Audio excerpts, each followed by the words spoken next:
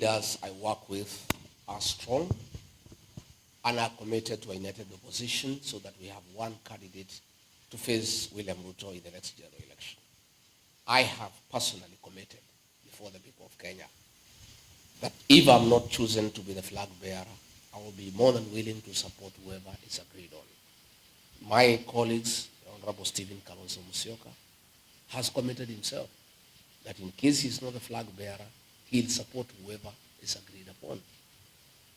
Dr. Fred Matiang'i has committed that if he's not the flag bearer, he'll support whoever has been agreed on. What I know, and I appeal to my colleagues, is to remain strong and to remain focused, because the people of Kenya expect us to stick together. William Ruto has rolled out a very elaborate plan to divide the opposition. And he is using every trick in the book, and he has applied massive resources to try to create problems within the opposition. Specifically, he has started with the mountain. He would want a situation where he divides the mountain, because the mountain vote, by sheer size, is very decisive in who becomes president and who doesn't become president. And since he is aware that the mountain has decided it will not support him, he would like to divide the mountain. We are aware of schemes to form political parties within the mountain to come and rival the DCP, which is the party of choice in the area. We are aware that he is trying to introduce a third force by, funding leaders who appear like they are opposed to him, but you start wondering where they are getting money all of a sudden to start dishing around in the country. These are things that are going on, but luckily for us, the people of Kenya are very intelligent, and they see these things from far. People are very enlightened, and they can see through William Ruto. And I want to assure leaders who are being used by William Ruto to divide the opposition, to divide the mountain. William Ruto will destroy you the way he has destroyed the leaders who hang around him. People can see through you. People can read your lips. People can listen to the language that you are speaking. If, for example, you hear a leader from the mountain saying that Rigathi is tribal, they don't like tribalism, that is the language of William Ruto. You don't need to have rocket science to know who is sponsoring that person, because that is the language of William Ruto, of saying the people of the mountain as tribal.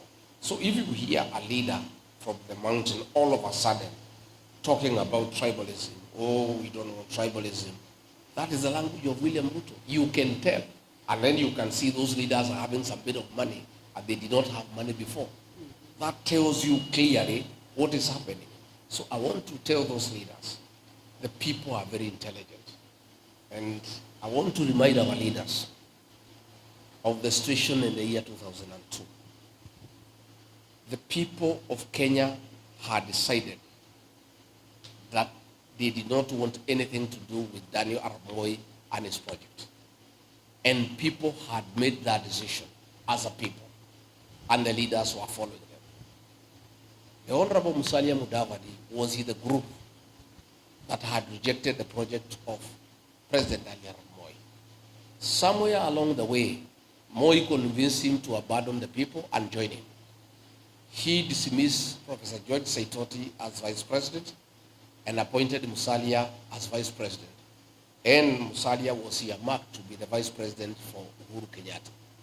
The people of Sabatia, the people of Vihiga, the people of Western Kenya refused to follow Musalia Mudavadi. He went alone. He lost his seat as a member of parliament for Sabatia. Let me caution my colleagues and all those of us who want William Ruto to be one term. The mood in the country today as we speak, any of my colleagues will abandon the one-term movement at the behest of President William Ruto for the purposes of financial gain or promises or positions, that he'll go alone and he'll not go with the people. And he or she will be isolated. That is what I know. But I'm happy talking to my colleagues this morning, because all of us are concerned about the machinations of William Ruto. All of them are steadfast and they have committed.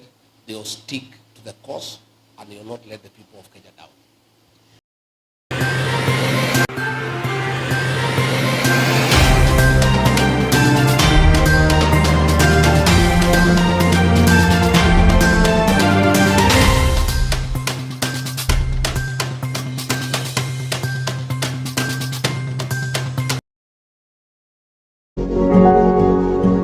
You are watching Pacific Waves Television, USA, a place of nourishment.